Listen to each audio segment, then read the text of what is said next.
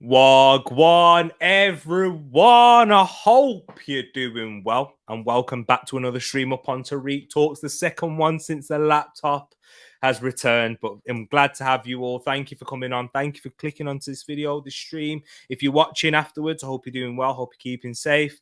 And here we are, all talking about Arsenal. I have some special guests with me, very special guests. I'll bring in someone who's made this is his second appearance onto the channel now. You'll know him in the chat, though. You'll know both of these in the chat. But on his second appearance, who have we got here? We've got our brother, Wilf, a.k.a. Creambone. How you doing, my man? You know it. How's it going, T? I'm good. Right? I'm good. And actually, you know what? I'm sorry. It's disrespectful. I should have referred you as same way Harry did. The Don of South London. I'll take that. I will take that all day. You know what I mean? I'm getting a little moniker, a little badge. So yeah, wicked. Exactly. Wearing a classic kit there reminds me of AC Milan that does at the San Siro. Yeah, belief. Exactly. And we got I'm looking forward to this, man. Exactly. And for his debut, all the way from Canada. Yes, from Canada, people. He deserves a round of applause. It's Merry Christmas. The most. Yay. What's up, bro? Do you know what? It feels like Charlie Patino came out. Do you know when Charlie Patino came out and scored? That's what it feels like. We'll see him. But yes, we're going to be talking all things Arsenal. Let's get. You know what? I'll bring up the chat and I'll let you guys talk to them because you guys see them a lot. We're part of the TTF. We got Will's mama over here. T-shirt, aka T-shirt. Hey, mom, what's happening, mom? We got Shay. Big up yourself, Shay, and listen to Shay right there. Make sure you hit that like button and subscribe. Put the bell on. Look who it is. We've seen him in the comments as well. It's Matt. I hope you're doing well, Matt. Hope you can stay. Moss, even Moss is still in the comments, even when he's here live. Exactly. Yes, bro. Hope you're doing well, Jay. Big up yourself. And then he's even got his input on Arsenal from a non-Arsenal fan point of view. I think it's good that Aubameyang has gone. You've saved 25 million for a young, hungry striker in the summer. But I can also see Arsenal in a top 4 race and need players. We'll get right into that one, Jay. Thank you for. You know what? I'm sure we'll agree, or some may disagree. We'll get into that. Double Wolves. Exactly. When's your next Arsenal watch along? When we play Wolves, exactly. That is the one. Yeah. I didn't manage to get a ticket to the game, so it definitely will be that. Look at that TCM saying Wilf, the Don of South London. Keep us updated on AFCON, definitely. And we've got Ed's watching with me, so we've got Tishy and Ed there. So mom and dad. Yeah, go on, Ed. Mom and dad, yay! And not you won't be. Hey, Tides. We will be going back into our teams, when we're playing each other on the 10th of February. So, or be a split down here, family ties, family issues. I've actually got a bone to pick with Ed because I recently heard about his views on Zizou. So, you know what I mean? Yeah. Exactly. And Mr. 200 himself, PM. The one we always talk to up in the Discord server. Mr. PM Gooner. Big up yourself, Mr. 200. And thoughts on TT. Yeah, exactly. We'll get into it, people. Should we, you know what? We're 4 minutes in. We've done the introduction. We've got the people waiting. Hit that like button if you haven't done so already. And subscribe if you're new, because we're trying to get to the channel to 400 subs. So let's go. And we're going to start off talking about the feelings of the January window. So that's just happened. Arsenal gone through the January window, making 0 signings into it, but 9 players leaving. And the players that are left is Chambers, Balogun, Maitland-Niles, Kolasinac, Pablo Mari, John Jules, Harry Clark, Carl Hine, and Norton Cuffy. So a few of them names haven't played first team yet for Arsenal. But this is the question I want to ask to you. And Wilf, we'll start off with you right here. What's your feelings on the January window? Are you happy? Are you understanding the situation or disappointed? You know what? This. Remember, I said to you that there was a couple of controversial thoughts I had. Now, my biggest one, if I was to give it a score, it'd be 6 out of 10. And the reason why I'm going so high is because of the clear out. So I think I've read somewhere with the clear out, come by summer, we would have freed up about 70 mil, something in that region, 70 mil. Now that's Isak. That's Isak paid, boom, done. And the fact that we only went after, I mean, personally, I would have preferred us to go after 2 more people, whether they came in or not is a different matter. But the fact that we didn't just do what we did in the past and just buy in a body was something that I was happy about. You know what I mean? We kept our nuts. You know what I mean? We didn't panic. We didn't panic buy. We went, these are the guys we're going after. We don't get them. We'll go with what we got. And none of those players that we got rid of were anywhere near pushing first team or being first team players. So they're not a miss. Yes, we're going to be light. Go on. No, I agree with that. That's what I was going to say. Yeah. Yeah. Yes, we're going to be light, but you got to remember, we're not in Europa. We're out of both cups. We've only got 17 games. So it's 1 game a week, maybe 2 over 2 weeks because we've got a couple of games to catch up on. I think the North London Derby and the Chelsea game. But people like ESR, Saka, Martinelli, they can get their rest because it's 1 game a week. You know what I mean? There's a lot of stuff that Arteta can work on with them. So I'm very happy about the window. Yes, I would have liked a new shiny toy, but that aside, I'm happy with the window. Totally. And Moss, are you inclined to agree with what Wilf is saying there? I know you've got a striker in mind that I know you want to come to the Arsenal in particular, and I know Wilf's a big fan of him as well. But yeah, are you happy, understanding, or disappointed?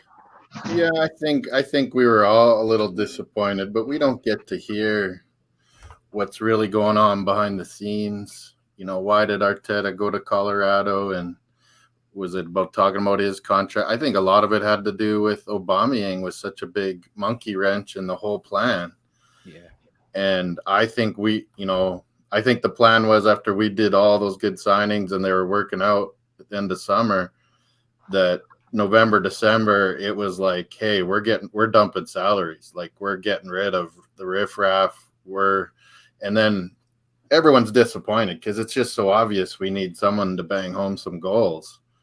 And there's so many strikers out there. Everyone's talking. Like, maybe we were really trying to get Vlahovic or Isak, but I just don't think we were willing to break the bank to do one of those and not them be 100% into us, you know, like we've done that so many times. Like, hey, let's just buy this guy. He looks good. And, you know, for 3-4 years there, patchwork to try and get back to Wenger's standards. And it just wasn't working, you know, and we've rebuilt. And I don't think Arteta wants to just buy anyone now. And it's really like planned out between the two of them. But yeah, still it was disappointing because like me and Creambone, I think even you, Tereak, have been saying like they should have been a list. You know, we were dead with midfields and like, let's just get a loan in January 1st, like anything, a body of a midfielder that we could use, you know, for 6 months, like Wijnaldum or something like that.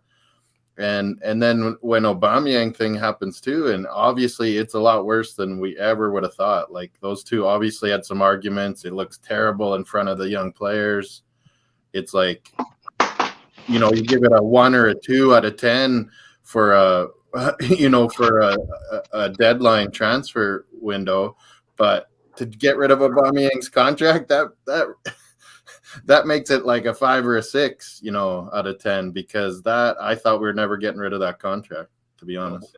100%. I do agree with you guys. I put myself in that more of the understanding camp, and just as like what Moss was just saying, then in terms of the midfield, Wilf, I got to give you credit for this one because you were the first one who spoke about this, and I've been riding it ever since, using it on Harry's channel too, and saying, win that midfield. The reason why we needed a midfielder, a massive thing that would have been added, is competition for the likes of Xhaka and Partey. I think the midfield was more important actually than a striker, because when we were missing Aubameyang, when that whole situation first happened with Aubameyang, we were playing Lacazette up front, and a lot of Arsenal fans there were absolutely like, we were loving it. We were saying, oh, we should have been doing this all along. Lacazette's linking up well, scoring goals. We look a lot more fluid in transition. And for me, I personally, if I think you bring a striker into that, they have to settle into the system, and it won't be as easy for them to transition. Exactly. For them to transfer into that into our system, which it takes teams a lot of time to develop anyway. And then with the midfield that we have right there, we need depth in there. If we miss Xhaka or Partey, I know Will's not a big fan of Xhaka, but that's more to do with I know you rate him, Will. So yeah, and that's the thing in terms of that. We just need to have that bolster in the middle. But I can understand we're not going to go and make a panic decision in there. So I understand it. And as Will said, 17 games left of the season, so we don't have too much to worry about. I think we only play like 4 games up until like April or something like that. Yeah, something like that. Yeah. So we still got. What was you going to say, bro? No, I was going to say, going to your point. What I think, one of the things I think with Xhaka per se, his brain farts. If he knows that if he does this, he's not getting back in the side, he will have to think more. Even if it's from a selfish point of view that I want to play football. That's where I said about the competition, as well as injuries, form, whatever. So yeah, I I agree with that point. And yeah, but I don't think that was a priority once the suspensions and AFCON sorted out. It was midfield was a less of a priority than a striker. I would have brought in. The only thing I would have done is I would have definitely brought in a loan, either Gini Wijnaldum or Jovic. Just come in, loan, especially with Jovic. Jovic, you got World Cup coming up. You're collecting cobwebs on Real Madrid bench. Come show your stuff for us. Excuse me. Worst case scenario, you put yourself back in the shop window. You remind everybody who you are, and you get game time coming up to a World Cup. Come play with us, and that's probably the only thing that I would have liked to have seen in the transfer window if we didn't get a signing. Yeah. There we go. And Moss, what about for yourself? Was striker or midfield a big priority? And did you have any targets that you thought were achievable that Arsenal could have got? Yeah, I was never into Vlahovic that much. I think he's a mercenary. It's going to be found out at the end of his playing days that he's just going to keep going to the next one all the time. And going to Juventus, perfect. I hate them. and mine, I was more happy we didn't, I wouldn't have minded Isak, but there's no way 90 mil. Like, what is that, 75 million pounds? That would have been our new record signing. I think he's worth it, to be honest, but not this year, the way he's not getting goals. But when you watch him with Sweden, or a couple years ago when he was with Odegaard, man, he looks fantastic. Like, plays our style. He's tall. He's very technically sound, and with Odegaard, he's magic. Yeah. But I was a little more selfishly happy we didn't break a bank, because it means we got to be hunting 2 strikers in the summer, and just increases the percentages of Johnny David coming, I think. There you go. We've heard the thoughts in terms of the January window. Let's jump into the comments quickly, because we've got Jay saying, I'm disappointed in Will from South London and should be supporting the red and blue. What's red and blue? I look at Palace. Oh, I do look out for their scores. I do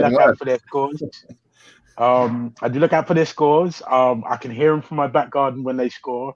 So I do have a soft spot for Palace. Yeah, I like Palace. Yeah, I knew that anyway. Yeah, I knew that he has a soft spot for Palace. And I think we all do now, because, Paddy there. Exactly. Yeah. Exactly. Yeah. With Vieira there. Ian Wright, legendary. You know, Zaha wants to be a Gooner. yeah, that's well known. And Mr. PM, guys, get your comments in as well. Definitely get your comments in, because this isn't just our show. We're here to talk to you too.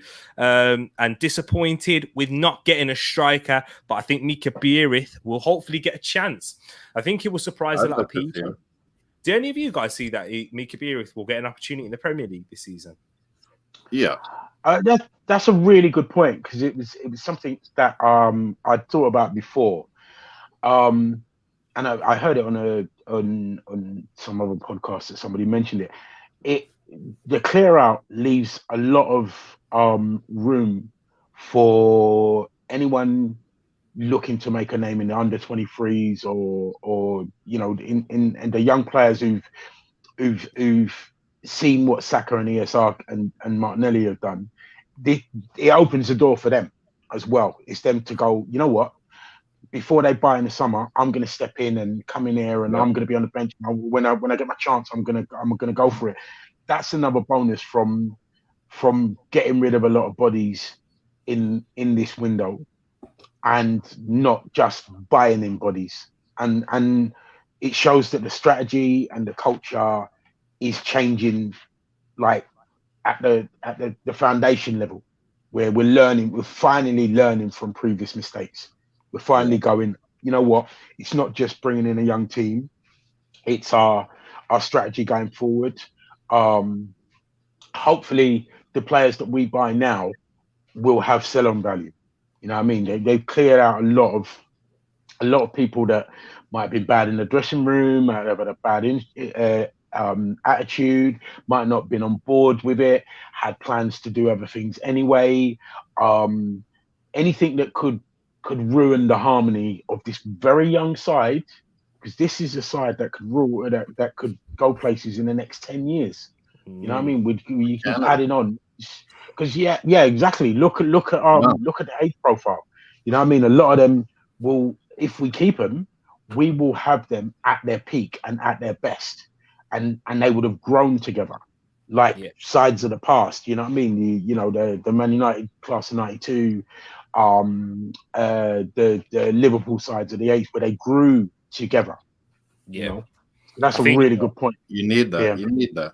Exactly. Yeah, it is a good point. Thank you, PM. And do you know what, Wilf, you brought that in as well, in terms of when you said given the opportunity for these players, because guys, you may not support Arsenal. Those of you who don't support Arsenal, when you're watching, if you are watching, I can link this to your club too, because every fan wants to see young players break through who have come through the academy. However, not every club actually has the structure to do it. Whether you're fighting against relegation, it doesn't matter where you are in the league, fighting for a title, because some squads are bloated.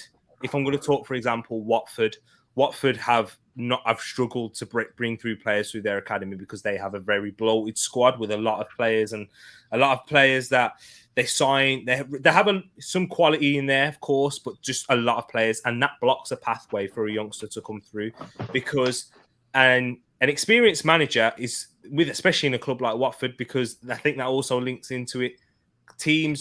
Managers aren't given that trust and time anymore, but we're seeing that at Arsenal. And we'll talk about a lot more in terms of Arteta, and hear you guys' thoughts, and let me know in the comments below. But the managers are given. We're seeing this with Arteta. The time's been given, so there's a lot of patience. Hear you guys' thoughts, and let me know in the comments below. Sorry, I just hear a little bit of feedback there. Managers. Is that Tereak doing another show, man? Yeah.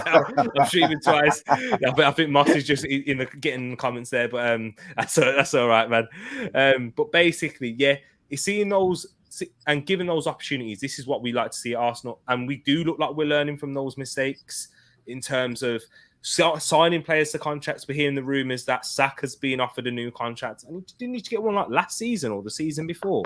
That's what we love to hear. Ambition. Exactly. That's what I was just going to ask you. Yes. What was you going to say, Mas? Is that I think saving all that Aubameyang money, I think they're really talking serious. Like, let's get Martinelli, let's get Saka extended. Yeah, 100%. That's huge value right there. Yeah. And about the transfers, I was disappointed, but like then when you think back about it, it's like Lacazette wants one more nice deal, and Eddie Nketiah, he's got to be more motivated than anyone on our team. I mean, he's trying to get his first real big contract. They got 17 games to bang home goals. Like, it's not that bad a situation. And Mika Biereth, I'm sure he'll get on the bench a few times and sub in, but it's not as bad as we think. You can throw Pepe Martinelli up there once in a while, but the two guys are going to be out of contract. They got to be highly motivated. They want paid. Definitely. And listen. Oh, sorry. What was you going to say, Will? Yeah, no, I was gonna say on that point. Chelsea's a good example of young players going there knowing that they're not going to break into the side, because people, as well as the points that you made, like with Watford, you've also got players on huge wages, and you need to justify those huge wages. A manager needs to justify those huge wages by putting them in the team, because your owner's going to go, well, why am I paying this geezer 100, 150, 200 grand a week and you ain't even paying him? You know what I mean? And you're going on youngsters, and if you ain't getting the results, especially if you ain't getting the results, you're going to get pulled up about on that. And they not play, they're not worth much. Exactly that. Smash the like button, people. As Wolf has just said, Jay loves that. And T-Shush, you predicted a Brighton win. No soft spot at all. Don't want to hear it. Wilf is a real one. There you go. You're getting a lot of love there. And some Jade. Big up yourself, Jay. I did. And I do deserve it for that. Yeah. Did Brighton make any signings? Minor stuff? Brighton. I think they signed someone from a lower division. I think so. Yeah, it was something minor. Yeah, exactly that. But if you look at it, there wasn't that many signings around the, it wasn't, when you look at it, there was no major marquee signings, no 50, 60, 70 million bringing in this bad boy from from Barcelona or wherever. It wasn't that many. Yeah. Nice one. Yeah. That Colombian and the Argentinian boy to go to Man City. Watch him in a few years. He's going to be a dynamo. Julian Alvarez, yeah. So guys, into the next topic of conversation. We spoke about January. We got that one sorted. The next thing I want to talk about is your thoughts on the 21 games that we have played in the Premier League. I'll just give you a bit of an overview for you guys. If you are an Arsenal fan and you're watching, Arsenal, we're sixth in the Premier League, 2 points off of Manchester United in fourth with a game in hand. We have 11 wins, 3 draws, and 7 losses. So we're on 36 points. So that's where we are in the Premier League. In the Carabao Cup, we lost to Liverpool in the semi-final, so we reached the semi-finals there. And in the FA Cup, we lost in the third round to Nottingham Forest. And obviously, we're not in European football this season. So I want to start off with you here, Moss. We'll start off with you. What's your thoughts on the season so far? It's been a bit of a roller coaster, those first 3 games. I mean, everyone was jumping off the cliff after that, but me and PPG crew slowly came about, and then everyone was starting to think like us, we got top 4. We got a good chance here, because I always thought Man U, Chelsea, one of them's going to slip up, and they're going to struggle in Europe or have too many games. But I don't know. A lot of us didn't think how these pandemic games are going to pile up as well. It's going to be an interesting second half, because there's going to be times where teams have a few more games, and ours is pretty, precise, and like we can really plan our games out pretty well and not have games close together and stuff like that. But yeah, the first half, I just really liked how the young group was coming together, and they're really, and I don't know, there were so many podcasters, not to name names, but that Potsy guy was ripping on Odegaard, ripping on Martinelli. Why is he not playing? Arteta out, like constant. Like any bad game, it's like those guys don't help the Flames. Like they just stoke them all the time. And then when there's a good game, it's like, these young guys, and it has nothing to do with Arteta. Well, maybe Arteta had a good plan with how to bring Martinelli along, because the guy is banging now. Like he is flying around, like even more than Sanchez ever did. And and he's very, like, you can see teams are very wary of Martinelli now, and then it's opened up Saka even more. And yeah, I would love to see all four of them starting to play together once in a while. Yeah, that will be the dream. But just make it work. Throw Martinelli up front. Throw ESR even as a false nine or something, and play all of them: Odegaard, ESR, Martinelli, and Saka.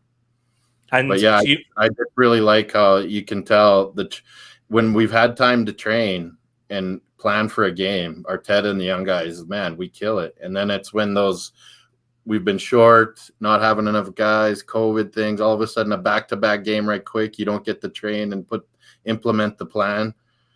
We've struggled in some of those and playing the big teams. Yeah.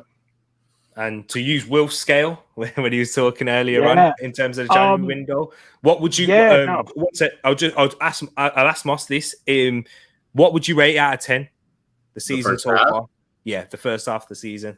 Oh, just because I expected us to be here like 4th, 5th, 6th, but at this time of year, but I think a lot of people didn't. So I don't know. You got to give it at least a 7, I think, because I think a lot of people thought we'd be doing worse.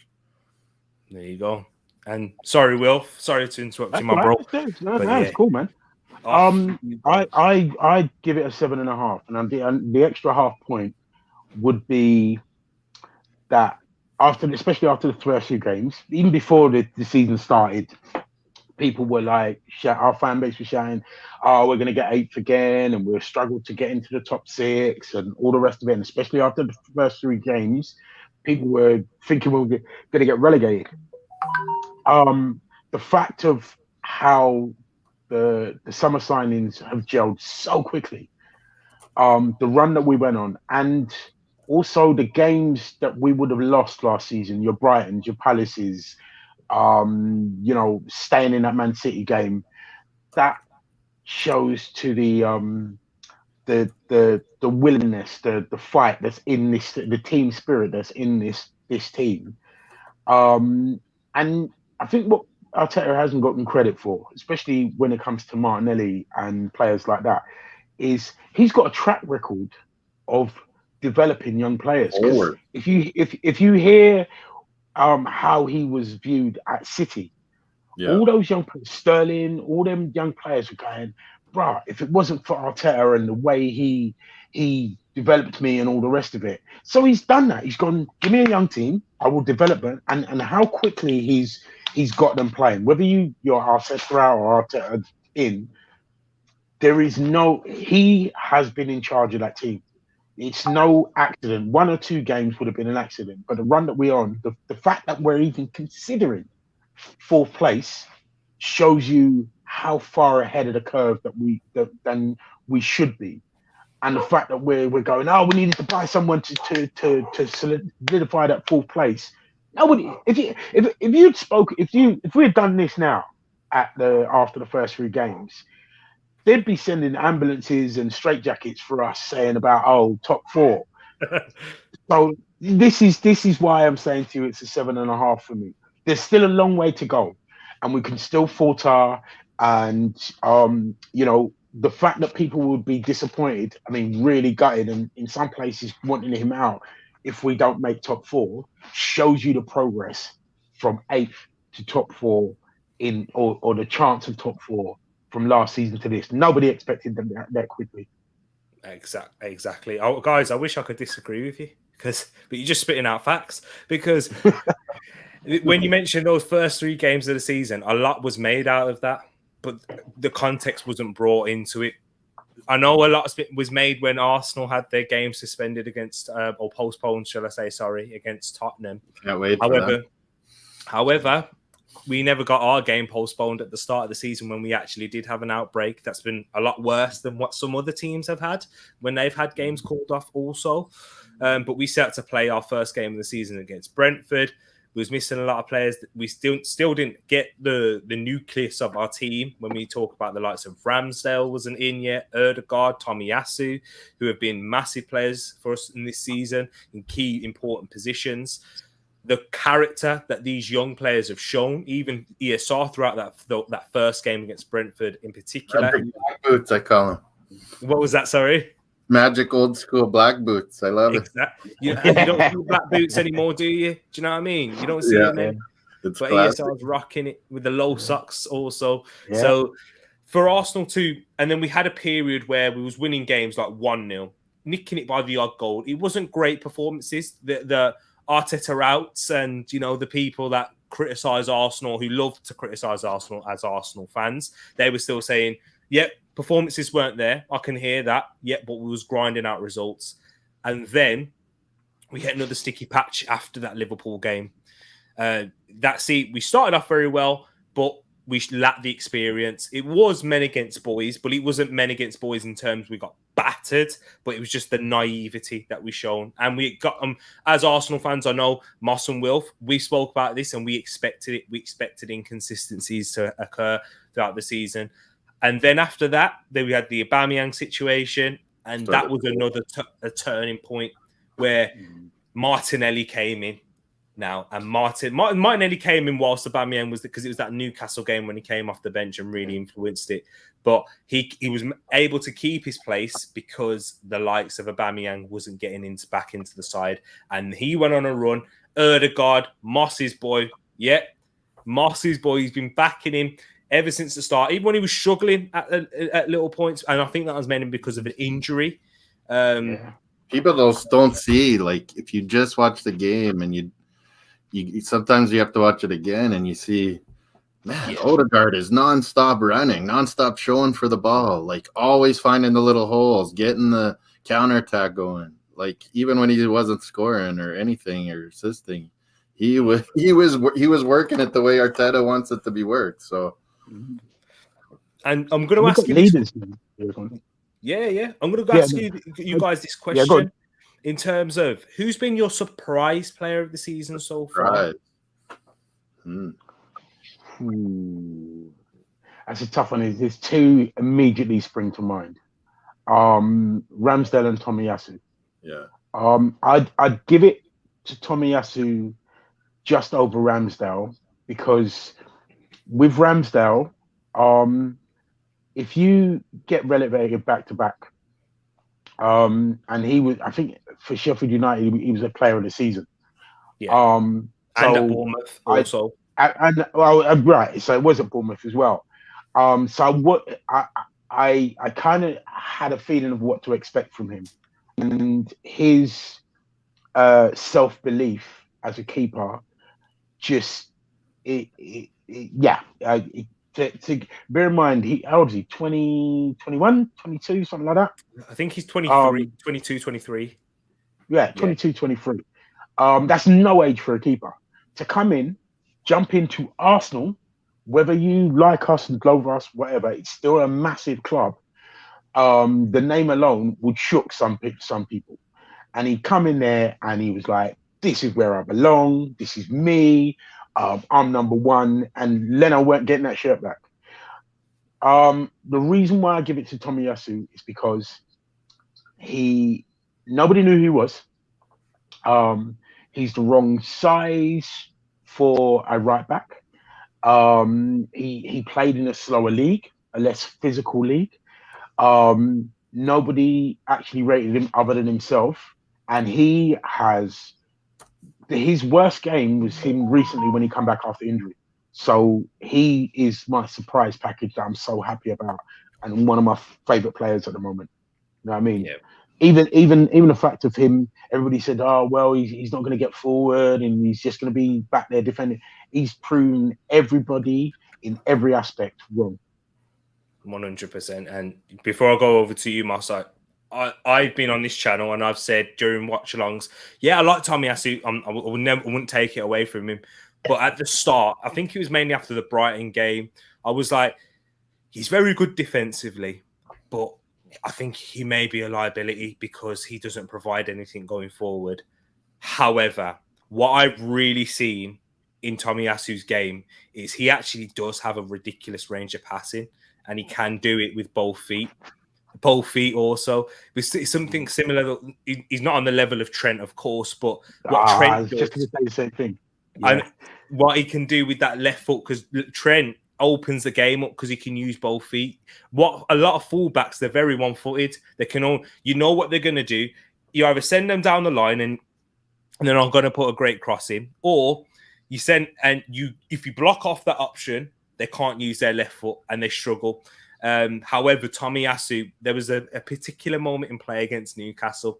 I think I heard it on Tom's channel. They were talking about this as well. But I remember seeing a clip on Twitter where to Nuno Tavares and Tomiyasu was switching the ball with their weaker feet to each other. They're playing a 1-2 with their weaker foot. Yeah. Like, and it's something so simplistic and thinking, yeah, it didn't amount to anything. But that's something that most fullbacks can't do.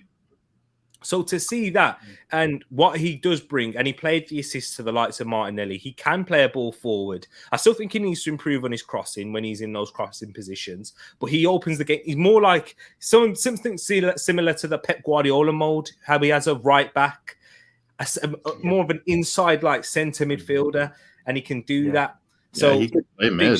Yeah, I think he has played in his career. He wouldn't have had the COVID and that injury when we were desperate. I think he could have done a bang-up job at midfield. Yeah, it's true. And Moss, who's your surprise player? Is it the same with Tomiyasu? Yeah, you guys talked him to death, so I'll do a different one. But I never thought he'd be good because I was like, man, he's played center back, Bologna, Japan. He's really good in the air. And then I started watching some highlights. I was like, man, we've got a good player here from Bologna. And he is good with both his feet, actually. But yeah, he's I think to be long-term really good, you're right. Like his offensive game's just got to come up. He's really good defensively. But Nuno is, I think, a great surprise because we didn't pay much for him, right, Tereak? No, we didn't. Not at all. I'll get the figures while she's talking. Yeah, he's both feet. 60 million, yeah. He's powerful. He grew up like a kind of a winger in Portugal. But I think even if we don't keep him for the long run, we're going to make some big money off him. And then just, I mean, yeah, same as Creambone. I thought Ramsdale, just from seeing him on bad teams, I'm like, he's aggressive, he's solid. And then David Seaman was giving him the thumbs up and like, this guy's going to be awesome. So I expected him to be really good, but just the fact that he won the job so quickly over Leno, I think was a bit of a surprise. I'm not a Leno fan, and he not just took over, like he's looked like the best goalie in the league, like for more than 1 week. Like he has saved our bacon a ton of times. And like some amazing like saves of the season stuff. So I don't know. I guess Ramsdale, like, surprised that he's elite, not just good. There you go. Exactly. Can I just say one thing here? Big shout out to Ed because I know his family's been a bit sick and stuff. Hopefully, Tisha's all right. Get well soon, Edmund. Oh, there you go. Thanks. Yeah, get well soon to Edmund. Yeah, he's suffering with it. He got caught, and my nephew Jacob as well. So big up those guys. Hopefully they get well soon. Exactly. Yeah, exactly. Love to them. So guys, and yeah, they've just gone to bed. Actually, I've just seen the comments. Night all. Yeah, exactly. But guys in the comments as well, send them your love. You know, their mom and dad, as Will calls them. They're always in here showing support. So definitely go show some love. Pro Talks and Eagle Eyes, they must be busy. I think it's going to penalties. It is. Yeah. And I know it's going to penalties, but I don't know what the score is because I've been so engaged in this chat. I know. And you know what? I know we're toxic positive Gooners. I think Egypt have won. We turned that into a good thing, even though it makes no sense. Yeah, exactly. We are toxic positivity, which is an oxymoron in itself. I can't believe people were calling Harry. And I know. But who's been the most disappointing player of the season? So who are you look? So if we're gonna spin it in our toxic positive ways, and you can't say anyone that's gone. Well, of course, Aubameyang. We would say Aubameyang. He was obviously it's got to be with us. I'll switch this to who are you expecting to see more from in terms of the second half of the season? Okay, Right. good with me. Well, you saw. I actually did have a. I wasn't going to go for Alba. The person. It's going to sound weird because I actually think he's been playing well, but there's two players I'm most disappointed with and hoping to see more from, and that's Laka and Eddie Nketiah. Laka just because of his goals, not because of his. I mean, you cannot fault his personality. You cannot fault his drive and desire and what the fight he's gone for the team, especially for a geezer on his way out. Yeah. But I'm just disappointed in just his goal tally, because a few more goals from him, and we'd be in a slightly different position, a slightly better position. Eddie, because I mean, there's mates on that I'm on a WhatsApp group with. I mean, they rip me to shreds because I've always thought there's something about him that could go on to the next level, and the only thing that stops him is him. I think he's got all the ability to be like Laka but score goals. He's got a natural nose for goals, and I'm disappointed that he hasn't taken his opportunities when they've come. He's in the side. He's got into side. He's got his chances. He stayed here longer than we thought he would, and I just think he's missed his opportunities. You know what I mean? He hasn't been that maybe focused enough or that killer instinct enough that he needs to go to that next level and stay, whether he stays at Arsenal or goes somewhere else. I think Moss alluded to it before. He's in the shop window now. He needs to be that little puppy that's jumping up at the window wanting to be taken. And I suppose that's what's disappointing. He's probably disappointing me a bit more than Laka, but the two of them for those reasons. And me too with that Eddie shout, because I don't think he's actually as bad as like a lot of people make out as a player. It's not worked out, and the question is always going to be there if he's Arsenal standard. I don't believe he is now because he's at that point in his career. However, I know this is kind of a mad shout, so don't take it completely out of context. But I'm not saying he's going to reach this level. But where was Harry Kane at the age of 22? Some players do develop a bit later on in their game because, you know, for many different reasons. Jesse Lingard, and if he had a career as like the same level as Jesse Lingard, then he's a decent squad player for and that's what I think he could be for us. So it's confident, Tereak? It's confident. That's football, though, isn't it? We send Balogun to Middlesbrough. He starts banging in some goals against men. He's going to come back to us ready to go. Exactly. You make a really excellent point there that sometimes we're a little too hard, and because ESR and Saka have shot in, that doesn't happen. They're that good. It's very rarely. I mean, if you go back through football history, it's only the likes of Rooney and Owen and Anelka. Most players at 20, 21, 22 are nowhere near the first team. They're nowhere near anyone's first team, whether you're top six, challenging from Hayward, challenging for titles or relegation or mid-table. There's very few players that have regular starts for a Premier League team at that age. So I'm not. That's why I kind of was always champion Eddie, but I just think he may, for whatever reason, you don't know what the backstory is, but I just think he may regret not taking his opportunity at this time. If he goes to another club and learns and says, you know, we can go and fire on, but I'd love to see him at 25, 26 and see where he is there. Exactly.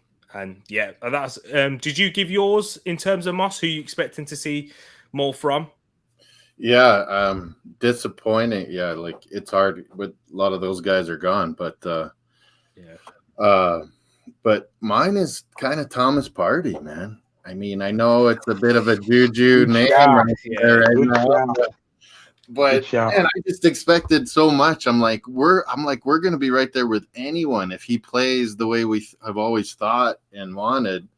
and he just didn't for almost the whole first half. And he was picking it up right before AFCON, so I expect a lot more from him this second half. If we're going to make this midfield work, and with slow-ass Xhaka, we need Party at his best. And I think he was carrying an injury too for the first half and just playing through it anyway. Like, he's got a groin or a abductor or something.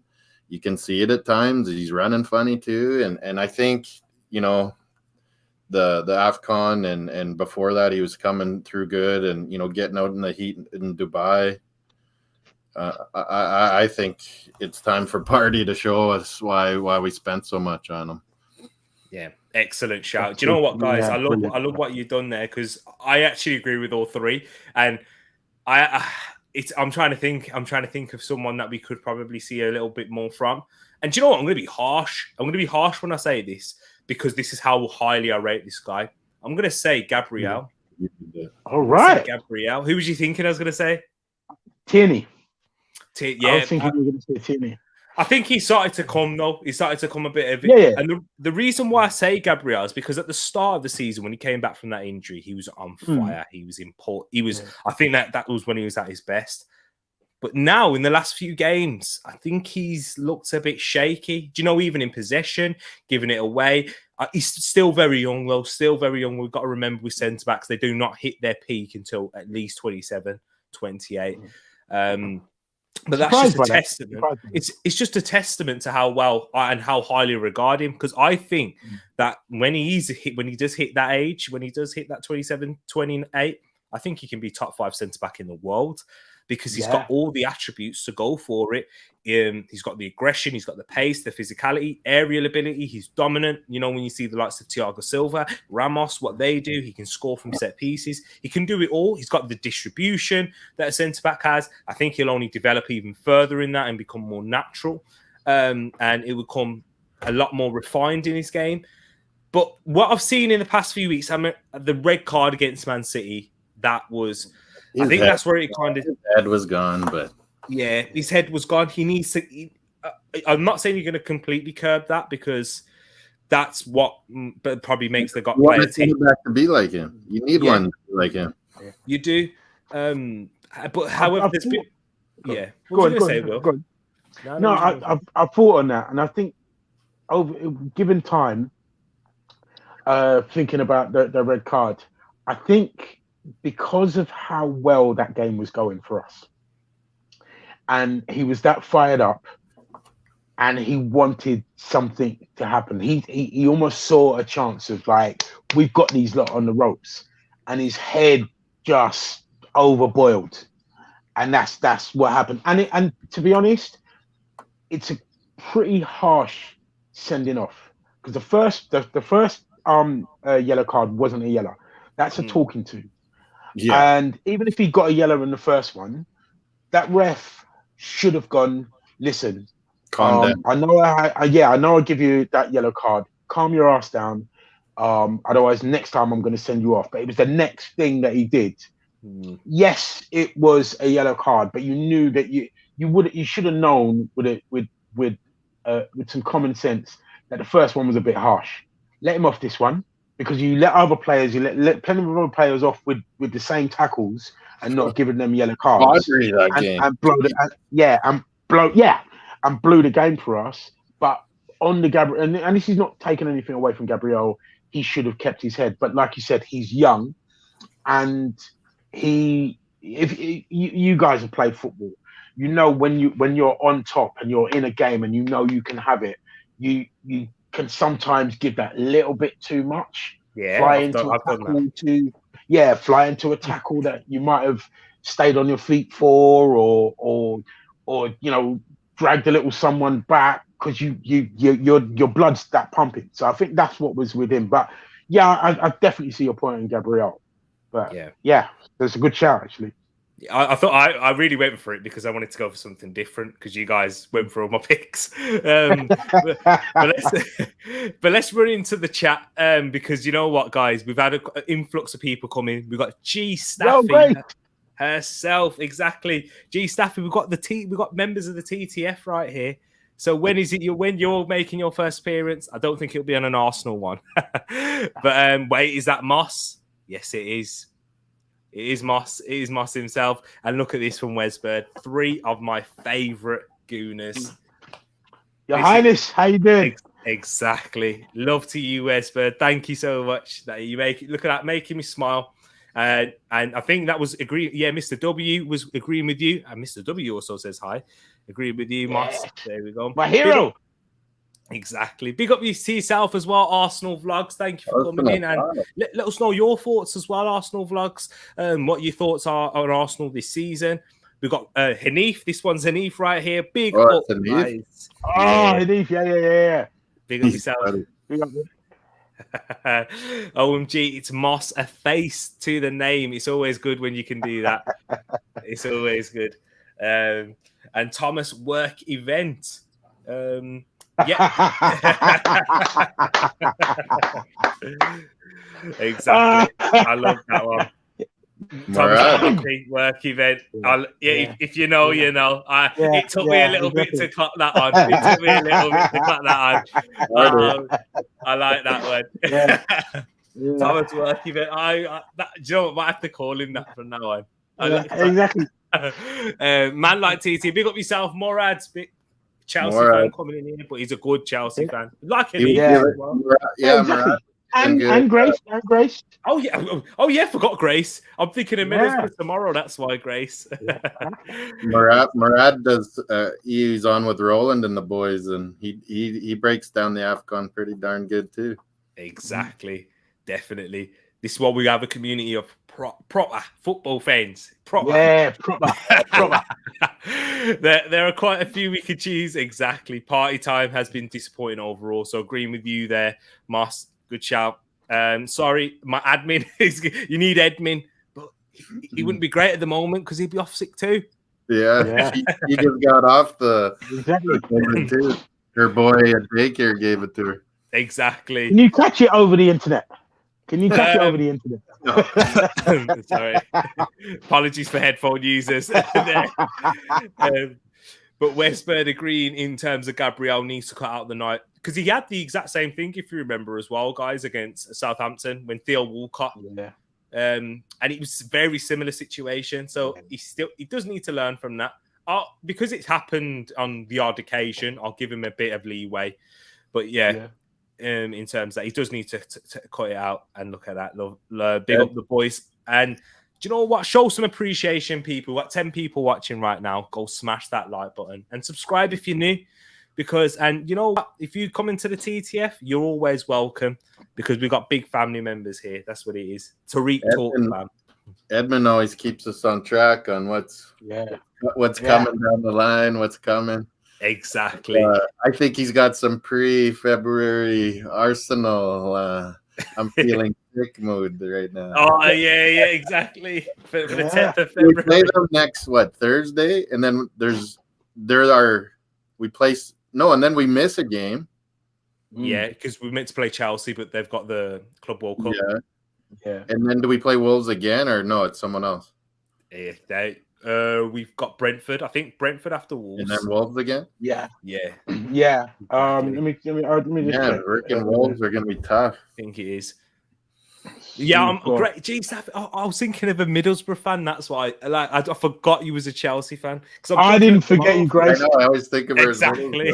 I didn't forget you. I forgot you was a Chelsea fan. Oh, yeah. So we got Wolves. We got Wolves, Brentford, Wolves, and then March we got Watford, Leicester, Villa, and that takes us through to April. We got Palace, Brighton, Southampton, and Man United, and West Ham, and then we obviously got the North London derby in there, and the Chelsea game. Yeah. But what's going to be interesting? I've been looking at this. Our last 3 games of the season. This is why, again, with me and Moss, we've been talking about possible top 4. If we can hang in there, like rope-a-dope till the last 3 games, we've got Leeds, Newcastle. Yeah, people are worried about the players that they're both going to be safe. Yeah, they're both going to be safe, but they and Everton, and even though Lampard's gone there, those 3 games are winnable for us to put us in that top 4 shout. If we stay in and keep tugging in there, you know what I mean? Picking up draws if we need to when we're playing bad, nicking the odd 1-0 old school Arsenal. It's realistic. It is realistic because remember those teams around us, like your Man United, your around us, Spuds, and even West Ham, because West Ham are in the Europa. Remember, they're going to have extra games, FA Cup, European games. It's going to tax their squad. We're going to be rested and be going for it. We stand a good chance. We stand a good chance. Guys, hold that thought. Hold that thought. We're coming into that. You're jumping the gun. I'm joking. Sorry. Get into that. No, I'm only joking. Hey, bro. Big up yourself, Brush. Love to see you in here. And then look what he's putting here. Sanogo's a free agent. There's another Sanogo. I saw an AFCON. Yeah. Is there? We better get the other one. Yeah. Hey, we'll never forget Benfica Emirates Cup. He looked awesome for exactly. I know. But yeah. Exactly. And then we lost him. Somebody swapped him out with the other one. He scored. He didn't. He scored in the Champions League as well. He scored a Champions League goal, hasn't he? Was it against? I think he scored a community shield goal. Yeah. And he might have done. He was a good super sub in that whole game. Oh yeah, don't forget. Yeah. I mean, he just couldn't put the ball in the back of the net. He's Emil Heskey, like he just couldn't put the ball in the back of the net. Or control it as well. But he wasn't a. Yeah, there is that as well. there is that as well. Or kick a ball. I'm joking. No disrespect. I didn't think he was that bad at times. But look at the girls in the house. Exactly. We got that Grace and Wes Bird popcorn gang. I can't even read. Popcorn gang in the house. Hit that like button. Listen to Santi right there, my brother. And the Wolves game is huge in my opinion. Definitely. Very. We'll get into that towards the end. And how joking aside, Diego Costa is currently free. Would you guys consider him on a short? I hated that guy. Not a chance. Not a chance in hell. He was the dirtiest striker there's ever been, I think. No. I think I just sorry. Go on. Oh yeah, I was just gonna say his hamstrings are in bits. Like I don't think he would even play as many games and get along with Arteta. I don't think that would work. But where is he? Back in Brazil? That's what I was just gonna say. Yeah. Oh, was you? I think so. Oh, great minds think alike. I was also gonna say that his dynamic for the dressing room would be wrong. Even if he was fully fit and all the rest of it. His dynamic on that dressing room would it wouldn't be right. It would be another who's the other one we got from Chelsea we got rid of Willian. It'd be another Willian. It's going back. It's taking 2-3 steps back to bring someone like him. So no, don't get me wrong. Hated him, but rated him as a striker. He did what he did, but no, not for us. He's pure evil. Exactly. Yeah.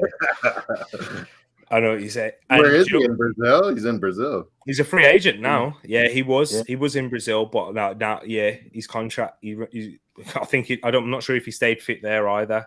His hamstrings. Even Conte said no to him. So he's looking at a lot of Brazilians. Yeah, he is. But they definitely have beef though, Conte, because remember, like Conte texted. He texted Diego Costa like, what about leaving? And he didn't even say it to his face. He sent him a text. Oh so, he used him for that season and just went later. Exactly. Guys, Wesberg will get into. We'll read this one, and then guys, we'll get into the rest of the comments because we've got a few things to run through towards the end, and then we'll spend some time chatting to you and all in the comments because I want to hear these guys' prediction. But let's read this one first. We have had the mentality in the past that when the pressure is on, we can sometimes fold, and then when the pressure is off, we then get better results. So I hope that's not going to be the case. She got a point. Just get on. Yes, she has a point. But the thing about it is, this is a total new breed. Do you remember like with the England side where that England hang up and playing for England, shackled them and whatever. But with Gareth Southgate, none of them had that memory. So this side don't know that choking under the soft underbelly stuff. It doesn't mean anything to them because it's a different era. So I don't think we've got that with them. And you saw that in the Man City game. You saw that in the first Liverpool game.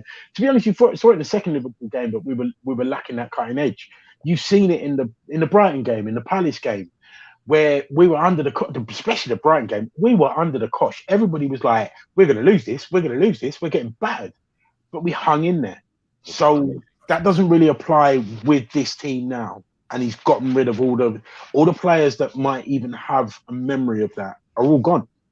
Yeah, it's a very good point. And guys, and what we're going to do here is we're going to have like a little quick fire thing. You can go into a bit of depth, but then I've even got something else which I want you to elaborate on. Grace needs some geography help. Grace needs some geography help. Grace, unfortunately, you're good. I actually enjoyed geography. I didn't do it though. I chose history instead. But rate Arteta out of 10. Moss, we'll start with you so far. I'm up there with him.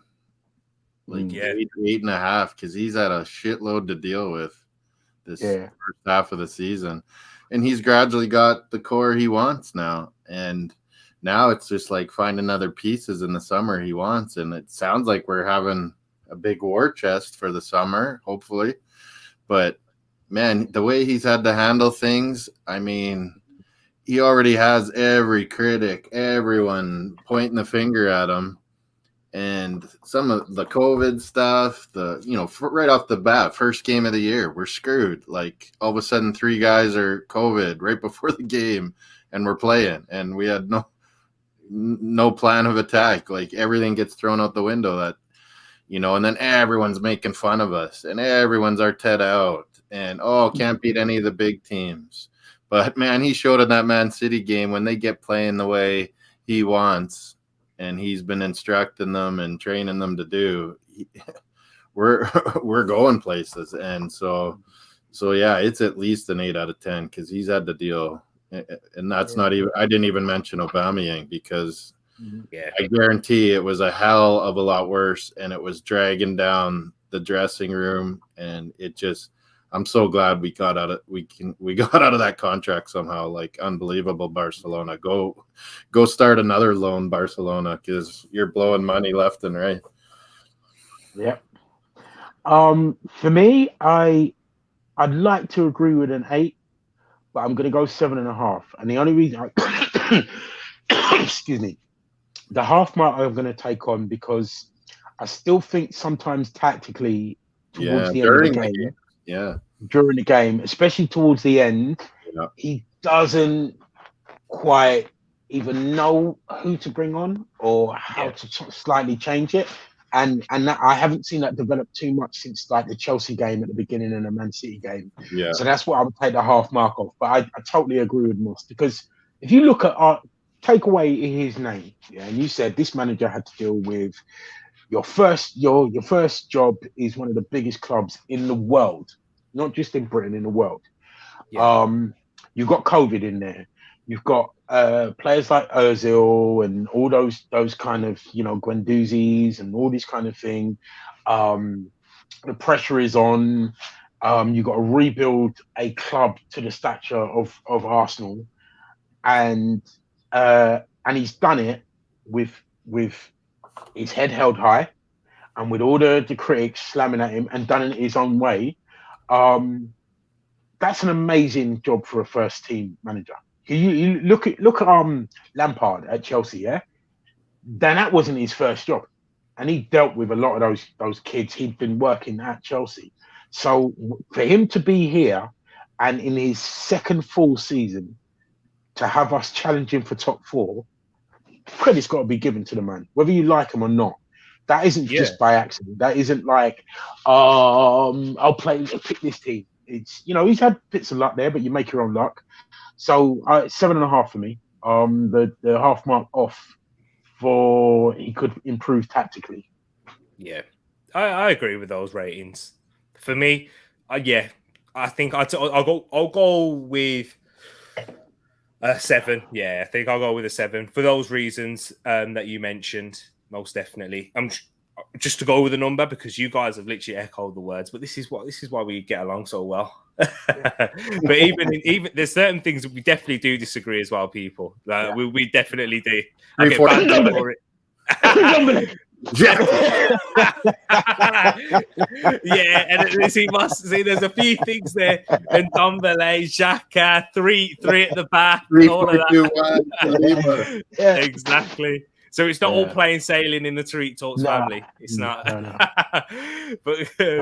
But guys, basically, what I'm trying to bring this up, and I'm struggling, but I think I'll write it down because I'm trying to show you something on screen in terms of what our predictions are going to be for the rest of the season. And guys in the chat, get your predictions in. I will talk about them now. So in terms of Arsenal, even if you're not an Arsenal fan, come in, jump in. And who do you think will be this for Arsenal? Where do you think Arsenal, in terms, we'll get into where Arsenal finish, but don't put that in yet. So the first one, player of the season. We'll start off with you, Wilf. Who do you think is going to be Arsenal's player of the season? By the end of the year. Okay. Yeah. By the end of the year, across the whole season, it's a tough one. I got a feeling it's going to be Ramsdale. It's Ramsdale for me because of the impact he's made. Anyway. Yeah. I mean, I was thinking about ESR, and he's in with a good shout with his goals, and Saka with their goals, and Martinelli breaking through. But I think for me, and even with Tomiyasu, but for me, it's Ramsdale. He's head and shoulders above the others because of how he had to come in and take the number 1 place, and has been consistently. He's only 23, right? 3. Yeah, consistently. He's like arguably in the top 3, arguably in the top 3, possibly definitely the top 5 goalkeepers in the Premier League at the moment. So Ramsdale for me. Sorry, Moss, go on. Sorry. No, yeah, I think Ramsdale's got such a big lead right now. But I think goals they're going to be the most important in the second half. So I don't know. I mean, maybe a Martinelli can catch Ramsdale for player of the year because outside Arsenal, people are all creaming themselves over Martinelli so much that I don't know. If he's the one banging home the goals, he might get it. But yeah, I think Ramsdale's just got such a big lead that, few more or you guys say clean sheets? Yeah. You say shutouts? Yeah. Clean sheets. There you go. The dirty sheets? Definitely keep them clean. Just like we keep in this channel, all right? Yeah, clean. So what did you say, Moss? You said Ramsdale too? I'll Were you going to go Martinelli? Say Ramsdale, but I think if Martinelli's, even goes up front maybe, or he's banging home the goals, I mean, he might catch him. If anyone. Do you know what I think is going to have a massive second half to the season? Your boy Saka? You didn't even let me build it up, man. We know you. But no, he is so crucial to us. But guys, think about this, guys, because at the start of the season, we know we struggled like a lot of English players, a lot of players who represented England in the Euros did when they came back. But in that last, probably since the Newcastle game, it seemed to just click and come back. He missed the Man United game because of injury, because he picked up was it a groin injury at that time? Yeah. That's what. Yeah. But Saka is essential to what we do on that right-hand side. Oh, without doubt. Like I said earlier, the fear of Martinelli's in the clubs we're playing now. Yeah. So Saka is taking advantage. He's roasting guys on that wing again, like you wanted. And double teamed. What was you going to say, Will? No, go on. I want to hear the double teamed thing. He's getting double teamed. I remember West Ham triple teaming him. There's 3 players coming back, and he gets that all the time. He gets booted, he gets kicked. Do you know what I mean? You can't do that to us with Martinelli. Exactly. Now we've got, because we used to be one side heavy. I used to think. But now we've got Martinelli and Saka who both who both attract 2 players themselves, which is only going to leave more space for Yeah, For who, Martin Moss? Odegaard and look that Martin Odegaard. Exactly. There you go. But What was you going to say, Will? I think, well, there's a mate of mine, and I know he's going to be watching this either now or tomorrow. Gin, big shout out to Gin Chirella. He he does this thing when we're rating our man of the matches when we play football. Saka, because his level is so high, It's hard. Yeah. you don't. And if he raises it like you say he's going to do, which I believe he's going to do, it's not going to be as noticeable because he's gone from here where his level's there and he's jumped up a little bit. Whereas someone like Martinelli, because he hasn't been playing, he's down here. ESR has been on the subs bench and players like that. You're going to notice the jump more. But with Saka, because his level is consistently that high, like if he doesn't play superb, people's gonna he's had a bad game. You know what I mean? Yeah. Because his level's so high, and I think that's what might stop him from being player of the season. But I totally agree that you're right in what he can do, and with Moss saying with Martinelli on the other side, teams won't be able. They can't afford to double up on both of them. They can't afford to triple up on Saka. You know what I mean? So yeah. There you go. And Brush, in talking about Ramsdale, I was one of those that laughed when you guys signed Ramsdale. I mean, our own fans did. And credit to him. And the kid, he has really done well. Exactly that. And then just going through the other ones, Grace said Saka or ESR. Talking about consistency, I think you can say the same for ESR this season. In terms, he's had that level. He's shown that spot, you guys. ESR. What was that? Sorry. Where's ESR's best spot? It's hard. He's just a good player. I understand that. He's just a good player. But I think that's the beauty of him. He can play. He could actually play anywhere across the middle.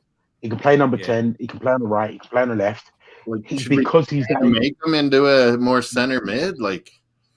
I don't think he's got the physicality for that. But what was you? I think. Is that the same thing? He struggles when he gets like nitty gritty in that center, though. I think he has the ability to play. Quick-minded and quick feet, like he could do it.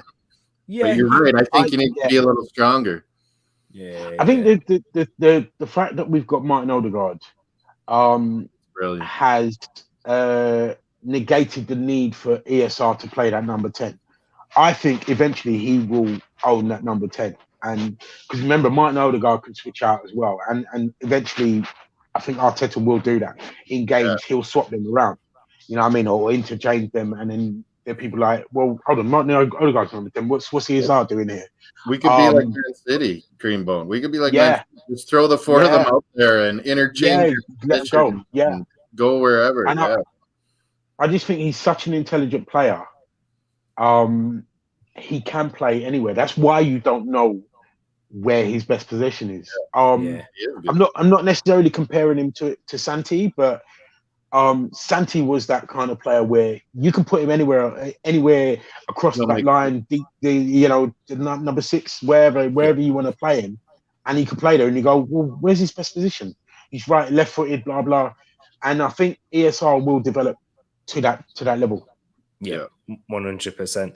And then Wesbird saying his age isn't the maturity shown in regards to Ramsdale. I don't have a clue what I'm talking about. Then user saying no, you definitely do. Because I agree with you, Grace, in terms of this. In terms of Saka, it's a very good shout. And ESR top goal scorer at the moment, and we'll get into that. Potts Kalasinac, we need to. We're gonna miss him. We're gonna miss him.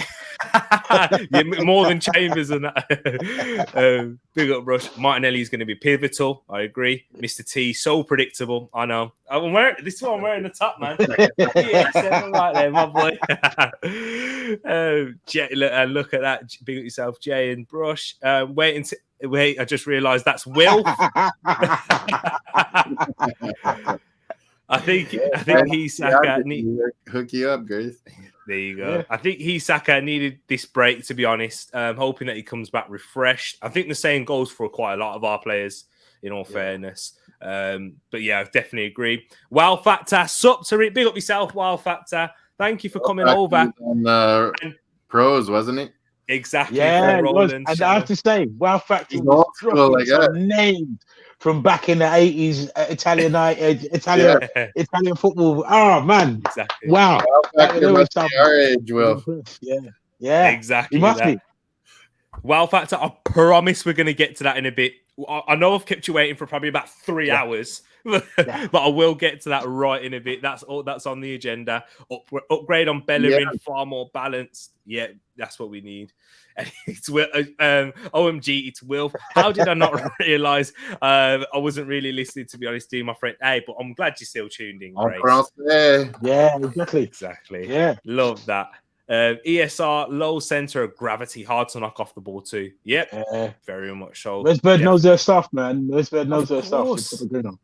Of course. My sister, Alicia, come on. Sort your game out. Exactly. By the way, little tip for Grace there. You know, when you're doing your geography, get those little world globes and just spin it and just stop it, and then you go, So yeah, we had just get a GPS and drive from Brush. and no, I've got old school. Get a globe and just the map. Oh man, and big up the panel, big up yourself to CM. Go check out his channel. Quality. Meow. I knew he's gonna say that. But guys, there's 3 more now. Yeah, there's 3 more. So we'll make the next 2 quick, and then the last one we can delve into because it's to do with. Let's go. That one. But anyways, top goal scorer, Wilf. Who's going to be the top goal scorer of the season? So far, ESR is on 9. Yeah. How many's Martinelli got? 3. Yeah. 2, I think. Martinelli? Yeah, because he hasn't played that. No, he's got at least 3 or 4. He's got at least 3 or 4 because he scored 2. Oh yeah, because he scored in the Leeds game. 2 in the Leeds game. And then he got another one against Leicester, and there was one more, I can't remember where, but yeah. Tough one this, because I don't think it's going to be one of the strikers. I would say I'll stick with ESR. Yeah. He knows how to put the ball in the back of the net. Guys, this is a good one here from Brush though. Pepe, Moss, are you saying Pepe? Ooh. After AFCON, maybe. I think Pepe's going to be our super sub now. To be honest, yeah, he's going to come in and do some damage here and there. Brush, I'm just going to say before we get into Moss's, that was my prediction at the start of the season. I thought Pepe was going to be the top goal scorer. Really? I thought he'd have gotten. How many has he got? I don't think has he even scored this season. I don't think he has. He has, but maybe not in the Prem. No, not in the league. Yeah.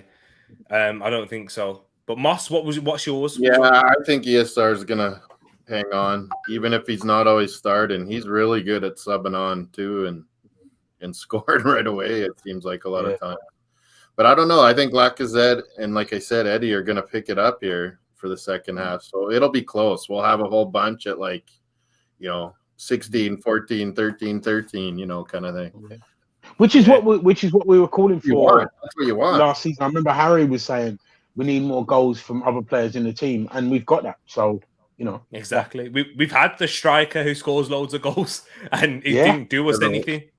It didn't get us anywhere. Well, it got us an FA Cup, but in terms of the league, it didn't do us anything anywhere. I think your Saka will be right there, but I think ESR is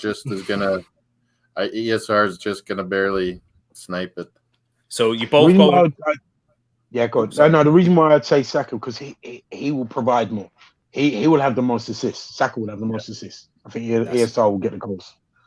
That's a good shout. I did give my player of the season actually. I just didn't write it down. So you've both gone ESR. So you're both agreeing with each other so far. Player of the season, you've gone Ramsdale, both of you, and you both going top goal scorer ESR. We are. Yeah. I'm gonna go rogue here. And I can't say this because I was gonna say Martinelli, but if Martinelli got top goal scorer, he'd definitely be player of the season. Yeah. So that's what I was saying. If he's the one banging home the goals, he'll end up player of the year. Yeah. I'm gonna go ESR as well. I'm gonna go the What ESR. player of the season or who's your player of the season? Saka. Who's your player of the season? Oh yeah, of course. Yeah, I think he'll get like a decent amount of goals and but a lot of assists too. So you have to count both of them. And then this one, I know I said that was going to be short, but we stayed long on that. But who's the player that needs to stay fit for you this season? Greenbow. Ooh, again, it's one of two. We're in trouble with Lacazette, but I think we can. I don't think so. For me, the two players that need to are Partey or Ramsdale. Sorry, Ramsdale. You know what? I just Partey just because we need him fit, and even when he's playing badly, he's still good. Ramsdale, if we lose Ramsdale, not only do we rate a keeper, and Leno can come in and do a job, but that energy, that leadership quality that he gives us, that assurance is worth an extra 2 points as opposed, So Ramsdale for me. Ramsdale for Wilf, and for you, Moss. Well, he changed. He was gonna say Party, and that's mine because I mentioned that before that we need a big second half from him. And as much as like everyone's saying, "Oh, Lacazette's out," like during transfer window, "Hey, Lacazette's out, we're screwed." Well, I don't know. We could deal with it. Throw Pepe up there. Throw Martinelli up there. Eddie, whatever. But bring in Mika Bereth. We'll deal with it. But if Party goes again and playing bad, we're in trouble. And it's same with I think Gabriel is damn close too. Like we need him, and so I'd have to stick with Party. Yeah, I agree with you. Work event, definitely. TP. Yeah, work event for me. That's what I've been banging that party drum. Like I need him to step up. We need him. He's so transformative. We saw him against Manchester City, and how we was able to compete with him is a lot to do with Thomas Partey. Definitely, that's the thing. Way better because when you see him play that well, you realize how important he can be and his society. So even if we get, I don't know, we got 17 games left. If we got 10 good games out of Partey, we're making top four. We're making top four. He's the start of the season. We said it too, all of us, that Partey's the key to Arteta's system. Right. And he was playing bad, and we were struggling. Hey, there you go. It's true. And wow factor, we are getting to it now. Definitely. You waited all this long. Yeah. Appreciate you for waiting. And appreciate everyone coming in. And for wow factor, smash a like. Because this is what we're going to get into. So I'm going to start off with Moss. Yeah. Moss. The prediction is... Siri, shush. Where are we finishing at the end of the season? I'm TPG, man. TPG. Tying Tuchel is going to struggle. We're third, man. Oh. Everyone else was anchoring down. TPG, we go higher. So you're hearing that, yeah? Guys in the chat. Third. Man U, Brush, Wow Fact, all the Man U's. Yeah. But you're gonna be fifth. You're gonna be fifth. No, and I didn't see didn't even see a flinch from Wilf. Which Wilf? Where are we finishing? See, I thought I was gonna. I'm with Moss. I genuinely think that forget the fan base. The mentality of this squad. If they get close to top three, they'll go for it, and I think they'll get it. We will shock. The shocks will continue. We'll Arteta got rid of everyone. Yeah, he's got rid. He's scaled it down. This is his crew. They're on board. They're everybody. You know those old Roman galleys where they're all, with the oars outside. They're pulling in the same. They're pulling in the same way. I've just got a feeling. I feel something's happening with this squad, with this team. We're streamlined. I think top three. Top three. So. Wow, guys, we've got PPG factor. Exactly. I told you it's going to be controversial, didn't I? I told you. Yes, you did. Wow. TPG. Guys in the chat, let me know your thoughts where you think Arsenal are going to finish this season. I'll go into yours. I'll give you a little suspense. I told you, Factor, I was going to give you mine. But I'll give you a little suspense. Tereak, you're back to fifth, aren't you? We'll see. Well, third, exactly. Rush is shocked by that. I think you're, Rich coming out here and saying fifth. They think I'm on pills. I'm just no pain pills. Yeah, we had to stop him from doing the knee slide. Now that was the wow factor from Moss, lol. And Wilf going for it. And Grace, Arsenal, 4th or 5th if they keep Wow. Look, we've even changed their mind a little. Yeah, exactly. Yes, come on. Yes. Come on, Wes. Wesy. Come on. And there you go. That's Moss. I forgot. We got Moss. Actually, don't let Wesbird let Wesbird make a decision. No, the reason why I'm saying is because not only would they get COVID, they will both break both legs, and then even Arteta will break both legs, and then we'll in traction. No, so. But if Wesbird says 5th or something like that, you can be happy, aren't you? Your Highness is 5th. Yeah. If it is, hey, Grace, I kept Chelsea in 4th though. I kept Chelsea in 4th at least. Yeah, exactly. So wow. And for me, I've gone with I think Arsenal will finish 5th. You were right, Moss. Yeah, I thought so. Yeah, quite anticlimactic. I do think we'll finish. But you have been there all steady in your prediction. Yeah, you have been steady in your prediction from, if I remember, from before the season started. Well, that's where hold on. Before the season started, I actually said, I think we could finish 6th. That's where I said. So I've even gone up a level, and that's because I didn't realize how bad Spurs were, mainly. And I still don't. I think we will finish above Spurs and West Ham. I just think Man United will edge it, unfortunately, because not through performances. I think just through sheer quality. We'll have a few games, and if we can keep our first 11 fit and firing, then I really do think we could get 4th.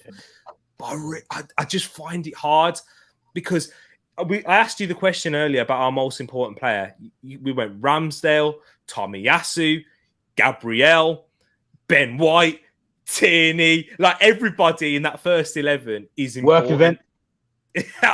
Work event. TP. Granit Xhaka. I'm sorry to say it, but do you know what I'm saying? He is. When they show him he's looking good. Yeah, this is the scary thing because, and one of the reasons, and not one, the only reason why I cannot stand Granit Xhaka is because he's so vital to us, because he's so important, because on his day he can really be that partner for Partey and make us solid. But he has these. He's like a child sometimes when he does that. You know what I mean? Yeah. You're taught as a kid, stay on your feet, jockey him out, stay on your feet. He's such a bad rash tackles. Yeah, go on, Moss. Yeah, he's such a bad defender. Never mind the hot-headedness. It's just he's bad at defense. Stay on your feet. To be a defensive mid, you got to be good at defense. My dad's in the house. Ken Moss. Love that. Look at that. We got Dad in the house. We got you. Oh, wicked. Thank you, Ken. Thank you for bringing Chris into the world. Bring him up to us. He's been to the old Highbury. Him and my mom were at the old Highbury. I love that. Gift to the world. Gift of the world, man. But yeah, for me, I've gone with fifth, and that is the reason is in terms of the injuries. And however, I do think we can challenge for fourth. I think we will fight, and that's a massive improvement. You guys would be happy with. I mean, you'd be content with fifth. Yeah, I'd be. Okay. I'd be content with sixth. I'd be content with sixth. Anywhere lower, because no. Yeah. But remember, six was what everybody was talking about at the beginning of the season. Seven, especially after the first 3 games. Seventh, or missing out by a point or something. Yeah, like, yeah. Arteta, like, why didn't you get us a player? Why didn't you get us 2 players? Yeah, for me, seventh would be disappointing. Seventh would be disappointing. I 6 and above. I'm happy with. You know what I mean? Because it gets us back into Europe. It puts us into another bracket with the players that we can attract. Champions League takes us next level. And I do think we'll buy 3 strikers in the summer anyway.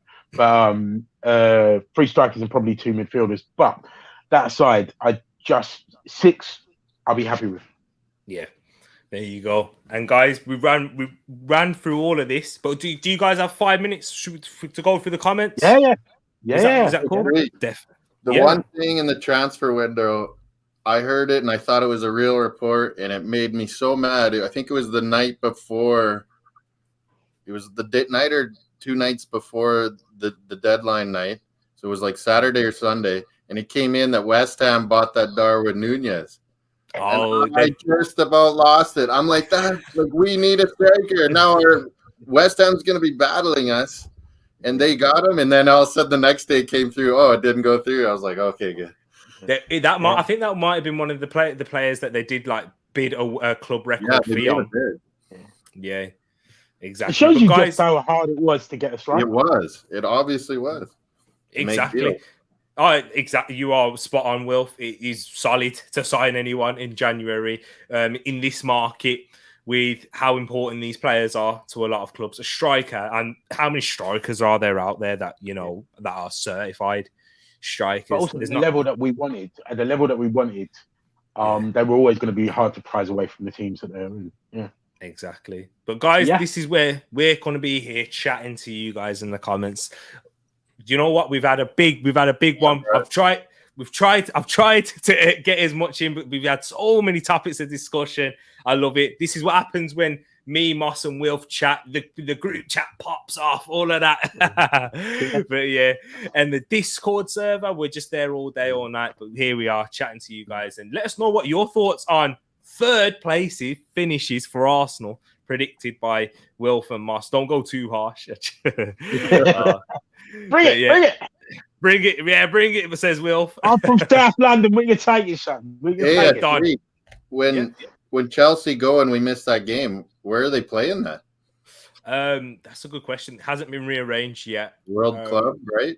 Yeah. They've got the World Cup game where they've got to contend with, and I don't think they've ever won it either. So they'll take the Mexican team over Chelsea, of course.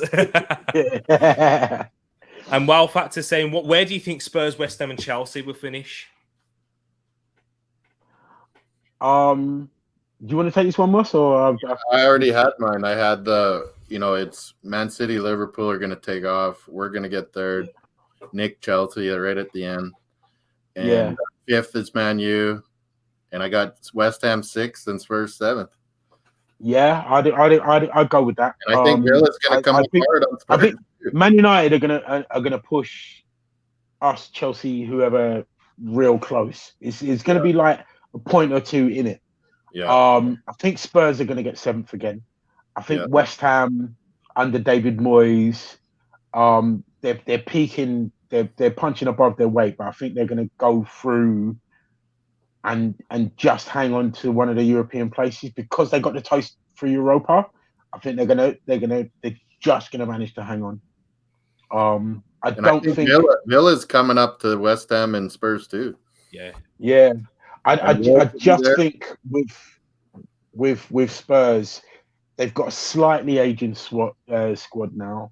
I think, don't get me wrong, as much as I can't stand the guy, Kane is still an elite striker. but I just think those ankles are slowing him down. They're pushing him over the other side of the hill too soon. Yeah. They're too dependent on Song. I just think it's limited what Conte can do with that squad. They got a nice mid, that Betancourt. That pissed me off. Yeah. Rodrigo. But they'll take time to bed. And for me, do you know what? I think West Ham are going to finish 7th. You're expecting that? I think West Ham are going to finish 7th, Spurs 6th, Arsenal 5th, Man United 4th, Chelsea 3rd. But I think West Ham are going to make the Europa League final. Yeah, they could. They're playing well every time they're in it. Yeah. But I think they'll finish 7th because they'll get to a stage, probably around quarter-final, semi-finalish, and they'll rest Antonio for league games just before that, because that's going to be ridiculous. Like, if they could win the Europa League, I don't want them to, because could you imagine they win a European trophy? Oh, exactly. So, but I do think they'll make the final. I just think they've got more than Antonio. And David Moyes, with his experience, because I think he's a very underrated manager, he will hold them in. Yeah, I just feel like Antonio missing though. That'll be huge for them, because it's not in terms of goals, because Jarrod Bowen's amazing, he's quality. Saïd Benrahma, Lanzini, Fornals, they all contribute. But in terms of what he brings to the overall play, do you know what I'm saying? And he's a monster. He's a monster. He brings them goals. So if he gets injured, and we know his body does break down, and I think they'll be very wary of that, so they'll decide to rest him. So I went with West Ham 7th, Spurs 6th, Arsenal 5th, Man United 4th, Chelsea 3rd. Who do you got? 8th, Wolves, Villa. Ooh, do you know what? The fact we haven't even. I just think it's to me very close. Spurs, West Ham, Wolves, and Villa is going to be up there. And then us, Chelsea, and Man U are going to be battling that 3-4-5. Wow, there you go. Grace went for Chelsea 2nd. Yeah. I mean, I wouldn't be surprised, but I don't think so. Yeah. But on the Spurs thing, and I mean, I know they're Spurs and we hate them. But I just think the mentality of that squad is choking. It's like they say about us with the soft underbelly. Sante's hurt. They're trouble. Yeah. With like with us, with that whole soft underbelly thing, and we don't like it up us and all that kind of thing. I just think the mentality of Spurs is they choke at the last, when the pressure hits, they choke.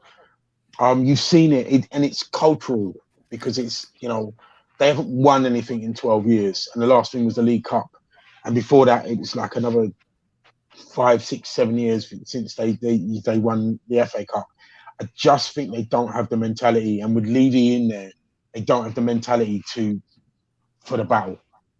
It's true. Yeah, I see that point of view for sure. There's some games in hand. It says, well, from Wild Fat Tay says there's some games in hand, and some of those big clubs have to play each other. The Arsenal versus Spurs game hasn't even been rescheduled. We have a decent schedule. Yeah. And also, remember, Spurs still got to play Man City. I think they got to play. Have they got to play Chelsea again? They got to play Man United. Yeah, they still got to play United. They still got to play West Ham again. West Ham. Yeah. I just think it's with those games in hand, they're going to stack up, and they won't be able to manage it. Liverpool also. Yeah, that's what I'm saying. Yeah, so they've got big teams still to play. Definitely, the games in hand, and the fact we've got Man City done and dusted twice, I'm happy because on our day, I think we can. I mean, we weren't too far off getting a result against City, but on our day at home, we can get a result against anyone else in this league. It's funny how that was going to be such a huge game, the North London Derby. I mean, it always is, but where it was in the schedule there. But watch it be whenever it gets rescheduled, it's going to be massive. It's going to decide spots in the whole season for sure. There you go. And I'd say if Liverpool are on their day, I don't think we could beat them. But we've seen Liverpool; they've been very inconsistent at points. They turn up against us though in the both times. Yeah.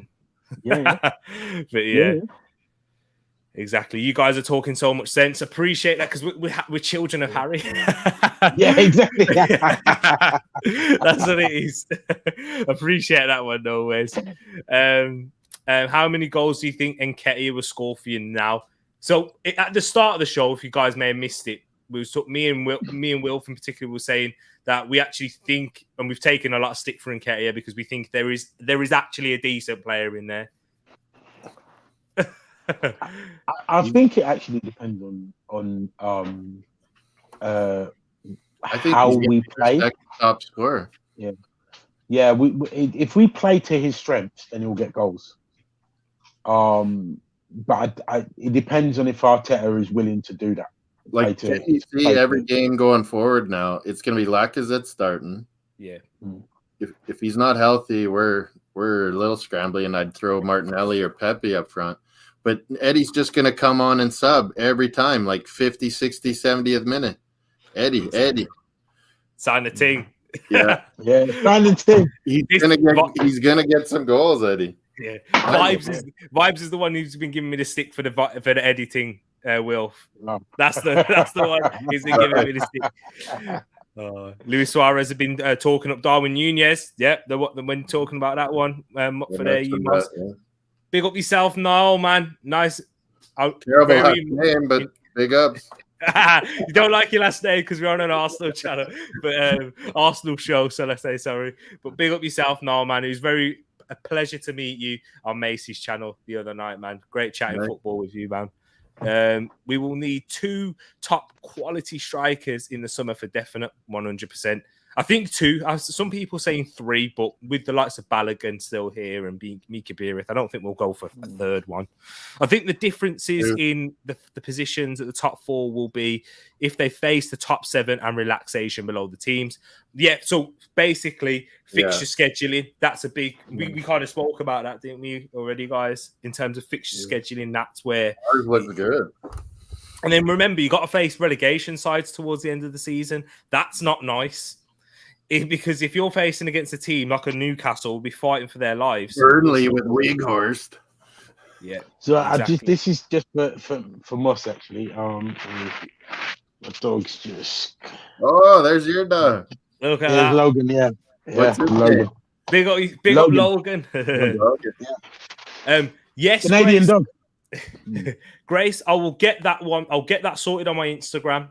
Because I usually, I've not been very consistent with it, but I can make a link to it and I'll get that out on my Instagram. I need to plan it out. I haven't quite planned it out for next week, but definitely thank you. And guys, if you want to go check out the Instagram, Grace, what a great time to put a plug in.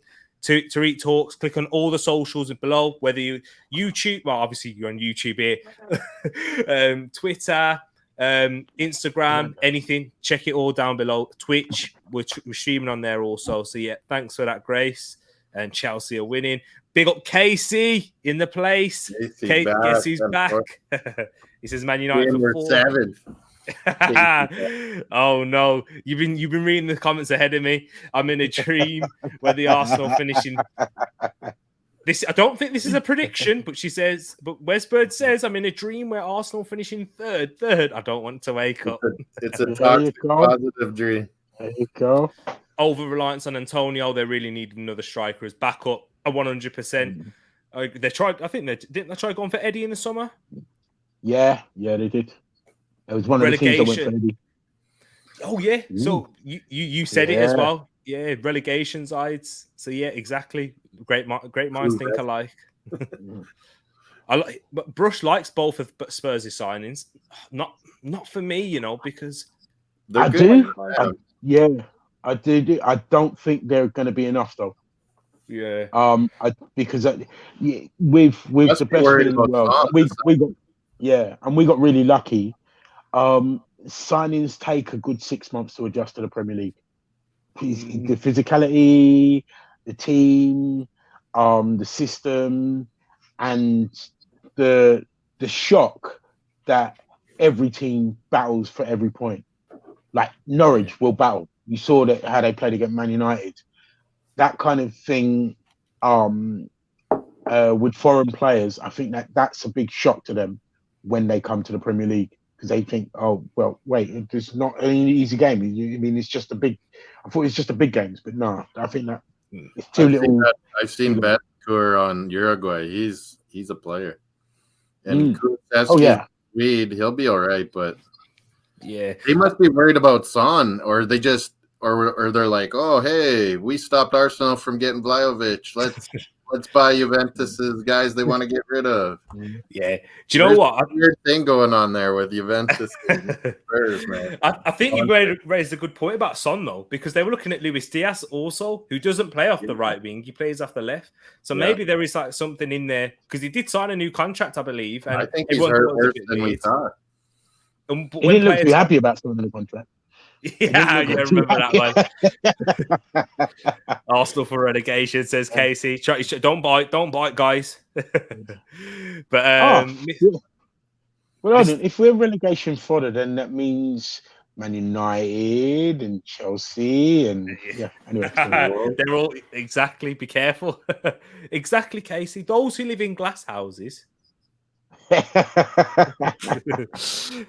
But, Antonio for Golden Boot. Wow. 7.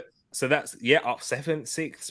Oh, I don't like that one. Spurs above us by 2 places. Great show. Appreciate that one, Westbird. We are wrapping it up, but we're just gonna get through the rest of the comments. Spurs don't have Europe, so they'll finish above a modest Arsenal squad.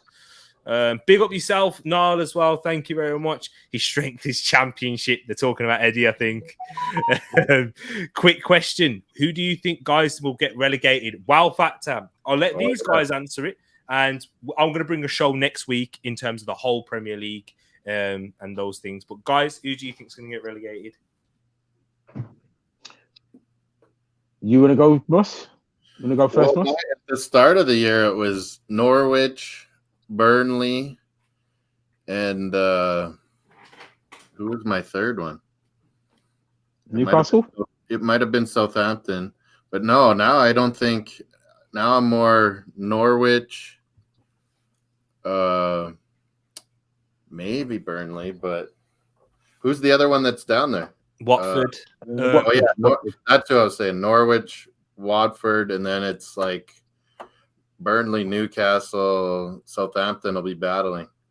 Yeah, it's quite tasty. I think Newcastle's staying up, and I think Burnley's looking a lot better with Weghorst now. Yeah, exactly. He's getting tasty. What was you saying, Wilf? Sorry. I think Burnley, Watford, and Newcastle. I think I had Newcastle. Burnley, Newcastle, and Norwich, but I think they're on a bit of a roll. And with the manager that they brought in, I've got a feeling he's got them. He's got a way of keeping them up. I think with Newcastle, they're gonna have that tag of too good to go down. So even with the money and all the rest of it, and Eddie Howe because Eddie Howe's not a manager that will stop leaking goals, and they're gonna have to chase too many games to get the wins that they need to stay up. But Burnley, I think getting rid of Chris Wood was a major mistake for them because they needed goals. I don't think they've got enough to stay up. Watford, what they did with Ranieri, they're going down. They're in free fall. I just think something tells me Newcastle just don't. I rate Eddie Howe, but I just think they don't have enough defensively to stay up. Exactly. Yeah. I think it's a good shout. Yeah, it's you're brave to say that because a lot of people would go with Newcastle to stay up because the new shiny new toys, the shiny new toy syndrome that we have in football, especially with the signings. But are they all going to hit? Do you know what I'm saying? We have to wait and see, and they have to come in fast. Where's Bird? I love you even more now, Wilf. Having seen Logan. See, there you go. Where's Mario? Look at Moss. He's looking for Mario now. No, I'm at the office. No Mario there. Because if you were doing a Tuesday, also, what was you going to say, Will?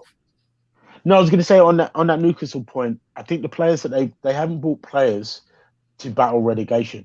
They bought players to get into Europe. like And Bruno. I think that's where they're going to come. Yeah, I think that's where they're going to come unstuck. I think Chris Wood is, and I think the signings of Chris Wood, Matt Targett, Dan Burn are relegation like fighting signings. Trippier, Not enough of them, though. He's been there. He's been down there with Burnley. But yeah, Bruno is definitely like that's a risk. But it's not a risk because of the player's quality. It's a risk because is he going to be able to show his levels Did that make you upset, Tereak? What's the Bruno? sign? Do you know what? Not really, because I don't know. It was frustrating, though. Yeah, it is frustrating, but the money that they probably shelled out for him, like he must have got huge wages then. That's what I'm saying. Yeah. Because he could have waited. He knows he could have waited. Like he knows that he could have waited. We could have afforded that. Yeah. Exactly. We could have used that transfer fee easy, but Arteta must not be so much into Bruno. Yeah, exactly. And Kulusevski is very young and has raw potential. I agree with you on the Kulusevski. I think that one might be a signing that will work out. But Bentancur, this is the one I'm not sure about. But Brush says Bentancur has been a bit pants, but he looked like a real quality 2 years ago, and he's still 24. I've seen him on Uruguay. He's good. I think he's got the raw skills, but Premier League midfield. I mean, we've seen the lots of Thomas Partey struggle. So if Bentancur comes in and deals with that physicality of the midfield that we have in the Premier League, then credit to him, and I'll hold my hands up. But begrudgingly, I'll hold my hands up because he's a Spurs player. But I will. But yeah, and Wes Bird's gone for Norwich, Burnley, Watford. Is that the same as yours? Was that the same as yours, Moss? Yeah, basically, yeah. But I'm debating on Burnley now. I think that Weghorst is going to get them some big goals. Exactly. Casey went with the exact same, and then Will put his hand up, and Moss also too. Just not me though. But hey, that'll be for another day. Big up yourself, Miguel, man. Thank you for coming in, my bro. Appreciate you coming in and tuning in, man. Go check out Miguel's channel. I've been on there. He's gladly invited me. You may have seen him on Harry's as well when he comes in on the calling show. But yeah, definitely a massive Arsenal fan. Loads of Arsenal content. Big up yourself, my bro. Burnley have 2 6'7" Weghorst and Pope. Imagine a set piece at the end. Great recap. Dan Burn, 6'7" too, or 6'6". Yeah. At Newcastle, massive one. Exactly. So yeah, large up Miguel. Congrats on the 10K. Big up yourself, Miguel. Congrats on 10K subs, my bro. Yeah, big round of applause, fellow Gooner out there, and positive. I didn't know he was a Gooner though. Yeah. TPG. I reckon you can put him in the TPG. Do you know what I mean? Nice. He's a positive Gooner. that large uppy gal, man, every time. And when the legends nipping coming on the channel on his travels talking about food, we got to be careful with Chelsea fans. You have to pick them wisely. Otherwise, otherwise the Don of South London over here. He'll have a word. But and Moss won't be happy either. I know Liverpool fans were getting it not too long ago. But Weghorst versus Burn should be interesting. Exactly how long? Big up yourself, Santi. And guys, apologies. You're 6'7" by personality. I think I'll take that as a compliment. I think. Yeah. There we go. I never know with Casey though, because do you know what I mean? It might be a backhanded one. But guys, thank you so much. This has been almost a 2-hour show. Yeah. Wow. Sorry, thank you so much for coming. You just got a bit of mic issues there, Will. Just towards I think the battery might be dying or something. I'm not sure. Yeah, could be. But yeah, so this is perfect time. Will. Hey, got himself. I've got one of them ones as well, but I'm using a different one at the moment. But yes, but you know what, guys? Thank you so much for coming on. You guys and everybody else in the chat, thank you so much. Wilf, Moss, and everyone part of this TTF. You guys, honestly, I've missed being here, chatting to you guys in person. We're in the chat, and I'm so happy. I'm happy to be back, man. This is something I love. Been doing it for 7 months now. It's still the start. It's still the baby. And you know what? I just really appreciate the fact that I've met you people through the things through social media, through YouTube. And you know what? And what a brilliant community we have right here. Really do appreciate it. And Wilf and Moss, we'll start off with you, Wilf. Let the people know where they can find you. Or if you've got any final thoughts. One, I'm honoured that you invited us on, man. It's been a pleasure. I've been so looking forward to, from the time you asked us, I've been so looking forward to it. So thank you so much. And for the content and the family that you've created as well. To be part of that is wicked. Finding me, I don't have too much of a footprint, but I'm _bone on Insta, and you can find me on Facebook and also on here on the Harry Show. There you go. Thank you very much once again, Wilf. And Moss, let the people know where they can find you also. It's like Darth Vader. Clean ball. I knew it. I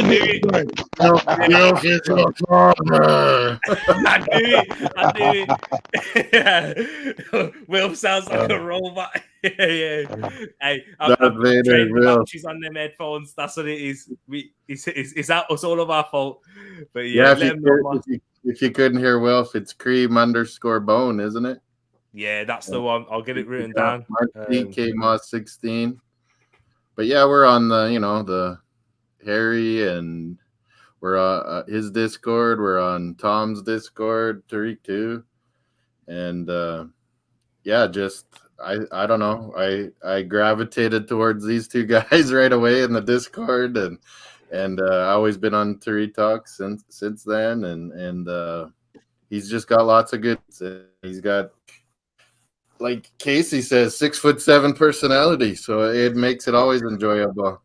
And watch-alongs, Champions League, Arsenal, just talking. Probably Monday, we'd have Edmund back and do predictions Monday? Yeah. Predictions coming back on Monday.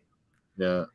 We already planned that. Ed's a solid bloke too, and I don't know. Creambone's awesome, Travis or Wilf, because he stays up late. He stays up late for NFL. He stays up late for CONCACAF. It's awesome. Exactly. And Santi just figured out, oh snap, Wilf is Creambone. Big up, man. You're all seeing the name, the faces now. You're seeing it. But yes, guys, thank you once again. There's Wilf's IG right there. If you want to go check him out, go chat football with him. Everything, man. You'll be surprised, man. South London's finest. The Don of South London. You may even find him on Netflix, people. If you know, you know. If you want to find out, come in the next one. Do you know what I'm saying? So yeah. So I really appreciate everyone once again. Love to you all. You're all soldiers for staying in this long as well. Love to you all, people. Thank you so much for it. And peace. We'll see you. Wait there before I go. Before I go. What's that stuff? The number one team in CONCACAF. But also The Invincibles. Exactly. Hey, Santi's not too happy. But yeah, check it. See you later, guys. Peace. Take